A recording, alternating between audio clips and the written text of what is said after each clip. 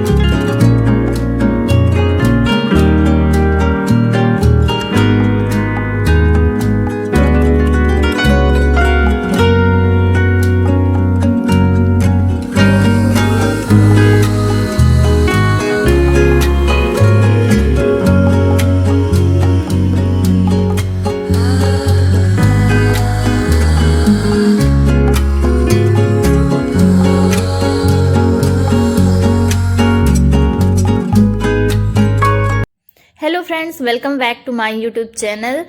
तो जैसे कि जनवरी लग चुकी है और जनवरी लगते ही सर्दी अपने जोरों शोरों पर है, तो क्यों ना हम इस सर्दी का सामना कुछ स्मार्ट टिप्स के साथ करें, जिससे कि हमारे काम आसान हो जाएं और जल्दी हो सकें। कम समय में कम मेहनत में हम अपना भी और अपनों का भी ध्यान रख सकें। तो अगर हम मॉर्निंग में बच्चों के लिए टिफ़िन बनाते हैं, हस्बैंड के लिए लंच बॉक्स बनाते हैं, तो इसकी हम कुछ तैयारियां रात में ही कर कर रख लेंगे। जैसे कि मैंने मटर छिल कर रख लिए। आप मटर को किसी में भी यूज कर सकते हैं, किसी भी सब्जी में बनाने में जो कि आप लंच बॉक्स में देने वाले हैं। और चलिए एक और हम काम कर लेते हैं। जैसे कि हम कोई भी चटनी बनाना चाहते हैं या कुछ भी जो हम किसी भी पराठे, पूड़ी, दाल, चावल किसी के साथ हम उसे खा सके, तो वो हम बना करके नाइट में रख लेंगे, क्योंकि अभी तो ठंडियाँ हैं, इतना जल्दी कुछ खराब भी नहीं होता है। तो देखिए यहाँ पर मैं बना रही हूँ मूंगफली की चटनी। तो पहले मूंगफली को हम अच्छे से भून लेंगे और फिर इसमें डाल देंगे अदरक के टुकड़े, लहसुन की कलियाँ और हरी मिर्च। और अगर आप बच्चों को दे रहे हैं तो यहाँ पर मिर्च को स्किप भी कर सकते हैं, या फिर अगर आपको और तीखा पसंद है तो और बढ़ा भी सकते हैं। और फिर इसमें मैंने डाल दिया जीरा, और अब हम इसमें डालेंगे नींबू। एक नींबू का रस डाल देंगे और नमक डाल देंगे। तो ये देखिए नींबू के जो सीड्स हैं वो गिर गए हैं, तो उसे हम निकाल लेते हैं। और फिर इसमें पानी डाल करके हम इसे अच्छे से ग्राइंड कर लेंगे। और इसी तरह से आप केवल मूंगफली की चटनी नहीं, और भी अगर आप कोई चटनी बना करके रखना चाहते हैं तो नाइट में रख सकते हैं। तो ये देखिए यहाँ पर ग्राइंड हो चुका है। अब हम इसमें लगा लेते हैं तड़का। आप चाहे तो मॉर्निंग में भी इसमें तड़का लगा सकते हैं, बट हम नाइट में ही लगा लेते हैं ताकि हमारा मॉर्निंग का काम आसान हो जाए, क्योंकि मॉर्निंग में ढेर सारे हमारे पास काम होते हैं। तो ये देखिए, चलिए यहाँ पर हम लगा लेते हैं तड़का। तो डाल देंगे सरसों तेल और फिर उसमें डाल देंगे हम राई, कड़ी पत्ता, और आप चाहें तो खड़ी लाल मिर्च इसमें यहाँ पर भी डाल सकते हैं, बट मैं इसमें नहीं डाल रही क्योंकि हरी मिर्च मैंने पीसने में ही डाल दी थी। और फिर हम अपनी चटनी में इसको डाल देंगे, और ऐसे ही आप इसे फ्रिज में स्टोर करके रख दें, या फिर ठंडियाँ हैं तो आप बाहर ही इसे ढक करके रख सकते हैं। और फिर मॉर्निंग में आप बच्चों को टिफ़िन में, हस्बैंड को लंच बॉक्स में दे सकते हैं। आपको मतलब बहुत ही आसानी होगी। और फिर देखिए यहाँ पर मैं आपको बता रही हूँ कि ठंडियों में हमें अपनी केयर भी करना ज़रूरी होता है, क्योंकि जो हमारे हाथ पैर होते हैं, स्किन होते हैं, हमारे जो हेयर होते हैं वो रफ़ हो जाते हैं, तो हमें थोड़ा बहुत ध्यान तो रखना ही चाहिए। तो ये देखिए यहाँ पर मैंने ले लिया है कोकोनट ऑयल, और आप इसे थोड़ा सा गर्म कर लें। इसको गर्म करने के बाद आप अपने हेयर की स्कैल्प में अच्छे से इससे ना केवल आपके बाल मॉइस्चराइज होंगे बल्कि सॉफ्ट भी बनेंगे। मतलब जब आप मॉर्निंग में हेयर वॉश करेंगे या फिर दूसरे दिन हेयर वॉश करेंगे, तो आप देखेंगे कि आपको खुद ही मतलब कि आपको अपने बालों में शाइन और सॉफ्टनेस मतलब नज़र आएगी। और अगर आप बालों को स्ट्रेट रखना चाहते हैं, अगर आपको स्ट्रेट बाल पसंद है, तो भी ये गुनगुना जो नारियल तेल है उसमें बहुत मदद करने वाला है। और मैं कोई ऐसे वैसे नहीं बताती हूँ, जब जो चीज़ मैं यूज करती हूँ प्रैक्टिकल और मुझे रिजल्ट मिलता है वही मैं आप लोगों के साथ शेयर करती हूँ। तो इसीलिए मैंने ये आपके साथ मैं शेयर कर रही हूँ। आप इसे देखिए, मैं यहाँ पर अच्छे से लगा रही हूँ और यहाँ पर मैं नाइट में ही लगा रही हूँ और मैं उसके जस्ट मॉर्निंग में हेयर वॉश नहीं करती हूँ, क्योंकि मैं हाउसवाइफ हूँ, घर में रहती हूँ, तो बाहर ऐसा ज़्यादा जाना नहीं होता है। तो मैं 1-2 दिन बाद ही वॉश करती हूँ, जिससे जो ऑयल है अच्छे से मतलब एब्जॉर्ब हो जाता है और जो हमारे बाल होते हैं सॉफ्ट बने रहते हैं। मतलब कि जो सर्दियाँ होती हैं उस समय हमें ज़्यादा ये प्रॉब्लम होती है। वैसे मैं कोकोनट ऑयल ही मतलब पूरे टाइम यूज़ करती हूँ। अब आप जो भी ऑयल यूज करते हो मुझे नहीं पता, बट हाँ, अगर आप कोकोनट ऑयल यूज़ करते हैं, अगर नहीं भी करते हैं तो भी सर्दियों में कोकोनट ऑयल यूज करके ट्राई करके देखिए, बहुत ही अच्छा रिजल्ट मिलता है। तो आप इसे अच्छे से लगा ले और फिर एक जो बड़े बड़े कंघे होते हैं, चाहे फिर वो प्लास्टिक वाले हों या वुडन वाले, आप उससे अपने बालों को अच्छे से मतलब कि सुलझा लें। उलझे हुए बाल लेकर कभी नहीं सोना चाहिए, नहीं तो फिर वो टूटते भी ज़्यादा हैं। तो यहाँ पर आप अच्छे से सुलझा लें और फिर एक हल्की सी चोटी बना करके आप सोएं। इससे बाल जो आपके मतलब आपको चोटी नहीं बनाना है, मतलब कि एक रबड़ से आपको बांध लेना है। इससे जो आपके बाल हैं वो स्ट्रेट रहेंगे। अगर आपको स्ट्रेट बाल पसंद है तो आप हल्की सी चोटी बनाकर खुले बाल करके ही सोएं, और मतलब कि आपको गुथना नहीं है। अगर आप गुथ करके सोएंगे तो जो हमारे बाल हैं नाइट भर गुथे रहते हैं, तो वो मॉर्निंग में फिर उसी तरह से हो जाते हैं। तो अगर आपको स्ट्रेट बाल पसंद है तो कोकोनट ऑयल गुनगुना करके वीक में एक बार ज़रूर लगाएं और ऐसे एक नॉर्मल सी चोटी बना करके आप सो जाएं। फिर आप देखेंगे कि धीरे धीरे आपके बाल स्ट्रेट होने लगेंगे। और फिर यहाँ पर सिर्फ हमारे हेयर ही नहीं, हमारी स्किन भी जो सर्दियाँ होती हैं उसमें रफ़ हो जाती हैं, तो हमें उसे मॉइस्चराइज़ करना ज़रूरी होता है। तो ये देखिए, आप जैसे ही नहा करके निकलें, आप कोई भी मॉइस्चराइज़र जो यूज करती हूँ अपने हाथ और पैरों में अच्छे से लगा लें, क्योंकि अगर हम मतलब नहाने के तुरंत बाद लगा लेते तो हमारे जो बॉडी में ज़्यादा देर तक रहता है, और अगर हम कुछ देर बाद लगाते हैं तो फिर वो उतने मतलब कि जल्दी ही वो मतलब कि उड़ जाता है, मतलब ज़्यादा उसका जो इफ़ेक्ट होता है वो नहीं रहता है। तो आप नहाने के तुरंत बाद मतलब कि अगर इसको लगा लें, फिर आप अपना नेक्स्ट काम करें, थोड़ा सा टाइम अपने लिए भी निकाल लें अगर, तो आपकी थोड़ी मतलब स्किन की प्रॉब्लम उतनी नहीं होगी। और यही काम आपको नाइट में भी करना है सोने से पहले, मतलब कि दिन में आपको 2 बार मॉइस्चराइज़र लगा लेना है। अगर आप नाइट में नहीं भी लगा पाती हैं तो नहाने के बाद तो ज़रूर ही लगा लें। और अगर आप जहाँ पर रहती हैं वहाँ पर ज़्यादा रूखा मौसम होता है, ज़्यादा हाथ पैर फटते हैं, तो फिर तो आपको 2 बार मॉइस्चराइज़ करना बनता ही है, क्योंकि मतलब जगह जगह पर और पानी पानी पर डिपेंड करता है कि पानी कैसा है। हमारे यहाँ तो एक बार भी लगा लो तो भी मतलब कि, और यहाँ पर तो इतनी ठंड भी नहीं है। और इसी तरह से फिर आपको अपने फेस को भी मॉइस्चराइज करना है, तो यहाँ पर मैं फेस के लिए एक बेबी क्रीम होता है वो यूज करती हूँ, मुझे वही सूट करता है। और बाकी अगर मैं कोई भी क्रीम अगर लगा लेती हूँ तो पिंपल्स वगैरह निकल आते हैं। तो आपको जो सूट करता हो आप वो मॉइस्चराइजर लगा सकते हैं, या फिर आप कोकोनट ऑयल भी लगा सकते हैं अगर आपको सूट करता है। तो मैं कोकोनट ऑयल भी यूज़ करती हूँ। और फिर इसी तरह से आप पैरों में लगा ले। और फिर देखिए, मुझे आने के बाद लग रही थी ठंड, तो फिर मैंने पहन लिया स्वेटर। तो मतलब आप अच्छे से मॉइस्चराइज करने के बाद स्वेटर पहन ले, सॉक्स वगैरह पहन ले, जो भी आपको पहनना है, और फिर आप अपने घर के कामों में लग सकते हैं। और फिर क्या होता है सर्दियों में, जैसे कि हवा चलती रहती है तो हम पूरे टाइम अपनी जो विंडो होती है वो क्लोज करके रखते हैं। तो हमें ऐसा नहीं करना चाहिए, क्योंकि बाहर की ऑक्सीजन और वेंटिलेशन आना बहुत ज़रूरी होता है। तो आप मॉर्निंग में भले ही विंडो ना खोलें, बट दोपहर के टाइम में 2 से 3 या 4 बजे के बीच में आप अपनी विंडो को खोल दें।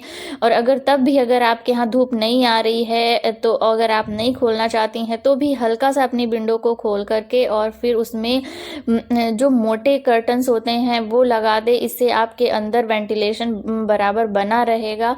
क्योंकि क्या होता है, कोहरा टाइम में हम नहीं खोलते, पूरे टाइम बंद करके रखते हैं, तो ऐसा करना हमारे हेल्थ के लिए नुकसानदायक हो सकता है। और अगर आपके घर में छोटे बच्चे हैं तो फिर वेंटिलेशन और बाहर की ऑक्सीजन आना बहुत ही ज़रूरी होता है। और आप यही ट्रिक नाइट में भी फॉलो कर सकती हैं, मतलब कि आप पूरे हर जगह की विंडो बंद करके ना रखें। और आप देख सकते हैं थोड़ा सा स्पेस करके आप नाइट में मतलब कि करके विंडो खोल दें अपना, और फिर मोटे पर्दे लगा दें, जो मोटे कर्टन्स आते हैं वो लगा दें तो इतनी ठंड भी अंदर नहीं आएगी और प्रॉपर वेंटिलेशन भी बना रहेगा। और अगर धूप निकली है तो फिर आप दोपहर में 1-2 घंटे के लिए ओपन कर सकते हैं। ऐसे ही आप ये देखिए बेडरूम है तो बेडरूम की विंडो में भी ऐसा आप कर सकते हैं नाइट में। और हमारे यहाँ तो देख लीजिए अभी धूप निकली हुई है, बट आप नाइट में थोड़ा सा विंडो खोल करके और मोटे कर्टन्स लगा सकते हैं। और मतलब कि वेंटिलेशन बहुत ही ज़रूरी होता है, ऑक्सीजन आना बहुत ज़रूरी होता है। भले आपके यहाँ शीत लहर चल रही हो तो आप कुछ 1 घंटे 2 घंटे के लिए खोल दें, मतलब पूरी विंडो ना खोले तो थोड़ी सी तो खोल ही दें। और फिर सर्दियों में हम हेल्दी भोजन करते हैं, गर्म भोजन करते हैं तो हमारी जो बॉडी को गर्माहट मिलती रहती है, न्यूट्रिएंट्स मिलते रहते हैं और हमें सर्दी को सहन करने की क्षमता मिलती है। और फिर सर्दियों में ही तो अच्छी अच्छी हरी हरी सब्जियां और अच्छे अच्छे फ्रूट्स आते हैं, तो हमें उन्हें ज़रूर खाना चाहिए सर्दियों में। तो ये देखिए यहाँ पर मैं आज बना रही हूँ पालक की पूड़ियाँ। तो आप इसे लंच बॉक्स में और दोपहर में डिनर में आप कभी भी बना सकते हैं। तो चलिए मैं आपके साथ ये रेसिपी भी शेयर कर देती हूँ। तो ये देखिए यहाँ पर मैंने पत्तों को अच्छे से धो लिया था डंठल निकाल करके, और फिर इसे थोड़ा सा पानी में मैंने गर्म कर लिया, मतलब कि इसमें मतलब सॉफ्ट हो जाए हमारे पत्ते। और फिर हम इसे निकाल लेंगे और जब ये थोड़ा सा ठंडा हो जाए तो हम इसे मिक्सर जार में डाल देंगे। और फिर उसी में हम डाल देंगे अदरक, लहसुन और मिर्च, और जितना आपको तीखा पसंद हो उतना आप इसमें मिर्च ऐड कर सकते हैं। और मतलब कि इस समय सर्दियों में आपको पालक, मेथी और बथुआ जो भी हरी सब्जी आती है वो ज़रूर खाना चाहिए। और इसके साथ साथ विटामिन सी वाले जो फ्रूट्स आते हैं वो भी ज़रूर खाना चाहिए, जैसे ऑरेंज वगैरह इस समय बहुत ही अच्छे रेट में और बहुत ही फ्रेश मिल जाते हैं, तो इन्हें ज़रूर खाना चाहिए। इससे हमारी इम्यूनिटी भी बूस्ट होती है और हम अपना और अपने परिवार का ध्यान रख सकते हैं। तो ये देखिए यहाँ पर मैंने अदरक और लहसुन वगैरह डाल करके इसे ग्राइंड कर लिया है और ये देखिए अच्छा सा पेस्ट बन गया है। और अब हम इसे निकाल लेंगे थाली में और फिर इसमें हम अपने मसाले ऐड करेंगे। आप इससे चाहें तो पूड़ियाँ, पराठे जो भी आपको पसंद हो आप बना सकते हैं। फिर मैंने इसमें डाल दिया है जीरा और थोड़ा सा बेसन। बेसन डालने से बहुत ही अच्छा सा टेस्ट आता है और हमारे जो पराठे हैं वो सॉफ्ट भी हो जाते हैं। और फिर इसमें मैंने डाल दी है सफ़ेद तिल, इससे बहुत ही अच्छा टेस्ट आता है और थोड़े खस्ते भी हो जाते हैं। और फिर यहाँ पर मैंने डाला है 1 चम्मच धनिया पाउडर, 1 चम्मच चाट मसाला और 1 चम्मच गरम मसाला। और फिर आप चाहें तो इसमें मिर्च पाउडर भी ऐड कर सकते हैं, मैं यहाँ पर ऐड नहीं कर रही हूँ। और फिर आप टेस्ट के अनुसार नमक डाल दें और फिर आप लगा लेंगे आटा। और आप जब आटा डाल देंगे और फिर इसे गूंद लेंगे, और जब आप इसे गूंदें तो इसे थोड़ा सा गीला ही गूंदें, क्योंकि आप जब ये देखेंगे आप इसे गूंद करके रख देंगी आटा को तो ये धीरे धीरे टाइट होने लगता है। तो मतलब कि आप ये ना सोचें कि अगर ये गीला हो गया तो बनेगा कैसे। आप देखिएगा जब भी आप पालक में आटा लगाएंगे और उसे रख देंगे तो धीरे धीरे टाइट होने लगता है वो। तो बस यहाँ पर कर लिया और फिर आप जब पूड़ियाँ बेलें इसकी बहुत ही आसानी से बिल जाती हैं और बिल्कुल सॉफ्ट सा आटा आप इसे कर ले गूंद करके। और फिर आपको जब इसे बेलना है तो ना तो ज़्यादा पतला रखना है और ना तो ज़्यादा मोटा, और बहुत ही अच्छी सी टेस्टी सी बनती है। और हाँ, आप इसके मसाले में अचार का मसाला भी डाल सकती हैं अगर आपको पसंद हो तो, मतलब खाने में टेस्ट आता है अचार का मसाला डाल तो बहुत ही अच्छा बनता है। बट मेरे बच्चे नहीं खाते हैं, उनको तीखा लगता है, इसलिए मैंने यहाँ पर ऐड नहीं किया है। तो पहले यहाँ पर हम इसे बेल लेंगे, मतलब मीडियम इसकी मोटाई रखनी है हमें, ना तो ज़्यादा पतला करना है ना तो ज़्यादा मोटा करना है। और फिर आप इसे कचौड़ी कह ले या पूड़ी कह ले, बहुत ही अच्छा सा टेस्ट आता है। और फिर सारे को आप बेल करके फ्राई कर ले और फिर टिफ़िन बॉक्स में या लंच बॉक्स में दे सकते हैं।